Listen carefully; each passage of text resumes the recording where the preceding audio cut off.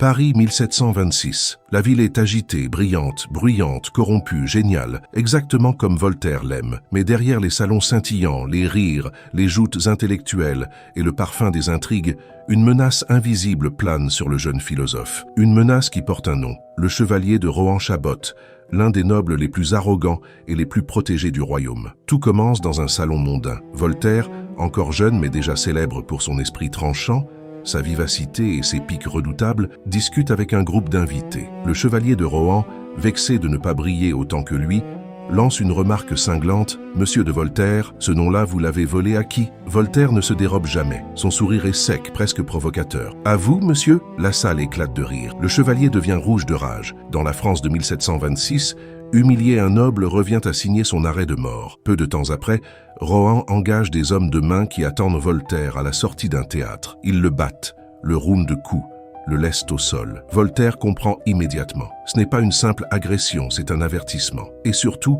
la justice ne fera rien, car un Rohan est intouchable. Voltaire va alors commettre son erreur, ou son acte de courage, selon le point de vue. Il décide de provoquer Rohan en duel. Un philosophe face à un noble armé, protégé et sans scrupules. Le duel ne se fera jamais. À la place, Rohan fait intervenir le pouvoir royal. Et en quelques heures seulement, Voltaire se retrouve arrêté, sans procès, sans explication, sur simple lettre de cachet. Direction, la Bastille.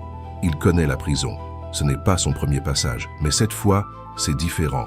Rohan veut le briser, l'enterrer, le discréditer. Pourtant, en entrant dans la forteresse sombre et humide, Voltaire a déjà pris sa décision. Il ne mourra pas ici, il s'en évadera, légalement ou non. La Bastille n'est pas seulement une prison, c'est un monde à part, un symbole du pouvoir absolu, un endroit où la volonté royale écrase tout. Les cellules sont froides, humides, imprégnées de moisissures, et le silence est lourd. Mais Voltaire, malgré l'humiliation, garde sa plus grande arme, son intelligence. Chaque jour, il écrit des vers, des plans, des lettres, des demandes ironiques, parfois même des ébauches de pièces. L'écriture devient sa survie. Les gardiens le respectent, certains l'apprécient même. Il parle bien, discute, ironise, transforme sa captivité en théâtre. Mais derrière cet humour, une stratégie se construit. Voltaire ne croit pas à la fuite musclée, pas de corde jetée au-dessus des remparts, pas de tunnel dans la paille. Sa solution sera plus subtile, sortir légalement. Pour cela, il doit convaincre les autorités qu'il n'est plus un problème,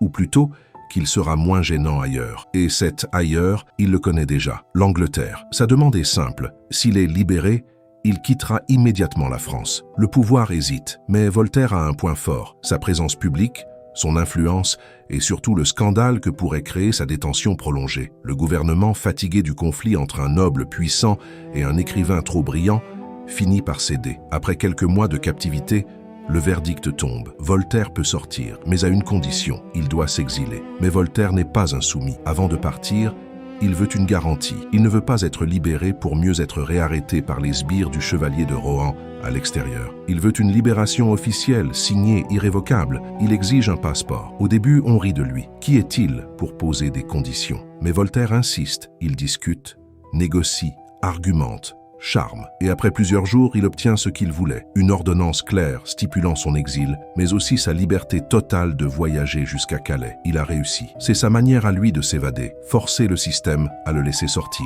Cependant, ce n'est pas terminé. L'ordre de libération obtenu, Voltaire sort de la Bastille, mais pas comme un homme libre. Il est escorté, surveillé, observé. On veut s'assurer qu'il quittera réellement le pays. Mais Voltaire joue parfaitement son rôle. Calme, poli, presque docile. Il sait pourtant que Rohan n'a pas dit son dernier mot. Il sait qu'un accident peut arriver. Alors il surveille chaque mouvement, chaque visage. Il s'éloigne rapidement de Paris, direction le port. Les routes sont longues, dangereuses, mais Voltaire garde un rythme soutenu. Il ne parle pas. Il écrit parfois dans les auberges des notes futures qui deviendront essentielles dans ses lettres anglaises. Quand enfin il atteint Calais, il monte sur un bateau anglais. Et au moment où le navire s'éloigne du port, la tension retombe. Il respire, il l'a fait. La Bastille n'a pas pu le garder. Rohan n'a pas pu l'achever.